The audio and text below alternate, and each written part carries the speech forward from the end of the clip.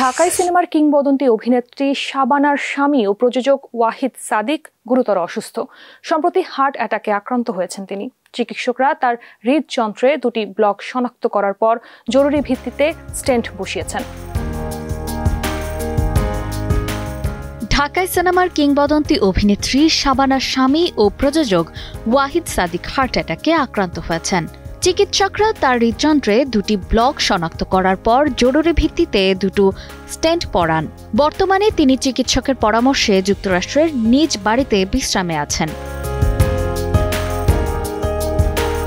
নিজের অসুস্থতার কথা জানিয়ে গণমাধ্যমকে ওয়াহিদ সাদিক বলেন, ৩ সপ্তাহ আগে আমার হার্ট অ্যাটাক হয়।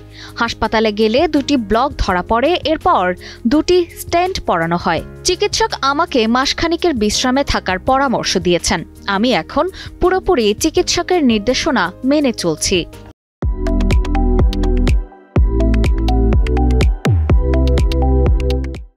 সম্প্রতি গুঞ্জন উঠেছিল অভিনেত্রী শাবানা দেশে ফিরেছেন। তবে এই গুঞ্জনকে ভিত্তিহীন বলে জানিয়েছেন ওয়াহিদ সাদিক।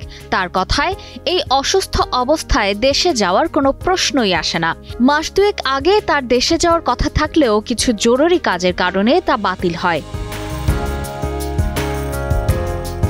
ক্যারিয়ারের তুঙ্গে থাকা অবস্থায় ১৯৯৭ সালে অভিনয় থেকে হঠাৎ আড়ালে চলে যান অভিনেত্রী শাবানা।